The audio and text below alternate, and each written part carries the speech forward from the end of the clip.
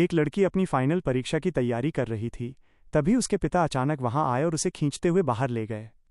जाते जाते उन्होंने बाकी छात्रों से भी कहा कि बारिश होने वाली है, जल्दी घर जाओ।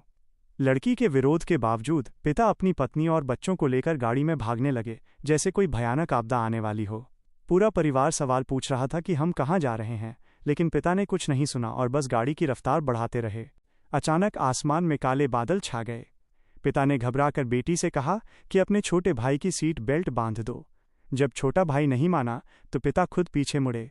तभी सामने से एक ट्रक आया और उनका एक्सीडेंट होते होते बचा। सड़क पर गाड़ियों की कतार लग गई और रास्ता बंद हो गया। उधर आसमान से विनाशकारी बारिश गिरने ही वाली थी। कोई और रास्ता न देख पिता सबको लेकर पैदल ही जंगल की ओर भागे और बारिश से बचने के लिए एक सुरक्षित बंकर के अंदर छिप गए। बंकर में पहुंचने के बाद पिता ने बताया कि इस बारिश की बूंदों में एक ऐसा वायरस है जो इंसान को छूते ही मार देता है। पिता ने कहा कि उन्हें बाहर जाना होगा ताकि वो इस वायरस का इलाज ढूंढ सकें और लोगों को बचा सकें। पिता के जाने के कुछ देर बाद दरवाजे पर जोर जोर से खटखटाने की आवाज़ आई। बच्चों को लगा कि उनके पिता वापस आ गए हैं। माँ ने चेतावनी दी कि वो पिता नहीं हो सकते, पर बच्चों ने दरवाज़ा खोल दिया। एक अजनबी आदमी अंदर घुसने लगा। अपने बच्चों को बचाने के लिए माँ उस आदमी से भिड़ गई और इसी धक्का मुक्की में वो बारिश में पूरी तरह भीग गई। वायरस के असर से माँ वहीं तड़पने लगी। अपनी और भाई की जान बचाने के लिए बेटी को मजबूरी में बंकर का दरवाज़ा बंद करना पड़ा। माँ को खोने के बाद बेटी बहुत रोई। उसने पिता को फ़ोन लगाया, लेकिन संपर्क नहीं हो पाया। अगली सुबह छोटे भाई को टैबलेट पर कुछ सिग्नल मिले, जिससे पता चला कि दुनिया में और भी सुरक्षित बंकर और जीवित लोग मौजूद हैं। उन्होंने उम्मीद के साथ दूसरे बंकरों को कॉल किया, लेकिन हर बार स्क्रीन पर संपर्क विफल होने का संदेश आया। वे फिर से निराश हो गए। वॉकी टॉकी का इस्तेमाल सबसे बेहतर विकल्प है। दोनों ने बंकर में ढूंढना शुरू किया। उन्हें एक स्टोरेज रूम में एक बॉक्स मिला। उन्होंने तुरंत स्विच ऑन करके डिवाइस चालू किया। क्या ये शुरू हो गया? क्या कोई है?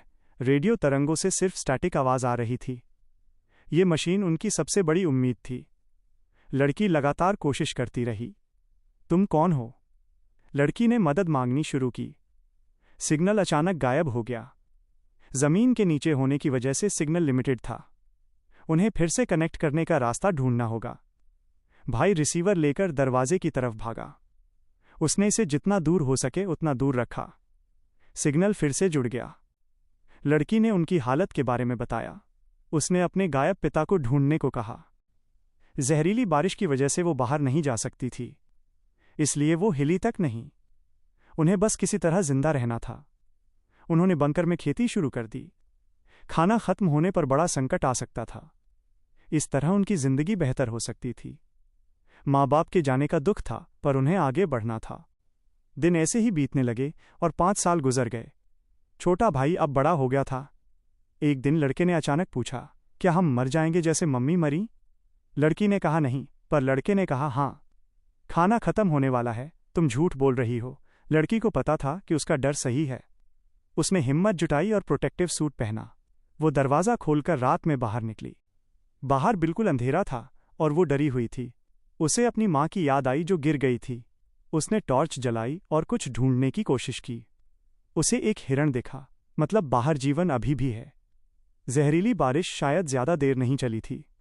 उसे नई उम्मीद मिली और वो आगे बढ़ी।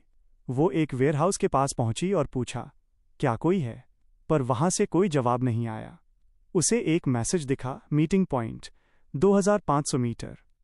उसके दिल में नई उमंग जगी। इसका मतलब था कि दूसरे लोग भी जिंदा हो सकते हैं। वह एरो की तरफ भागने लगी। वहां पहुंचकर उसे पता चला कि वो एक पुराना अस्पताल है। चारों तरफ सिर्फ हड्डियां और खौफनाक मंजर था। उसे समझ आ गया कि वहां कोई नहीं है। वो तुरंत बंकर की तरफ वापस लौट गई।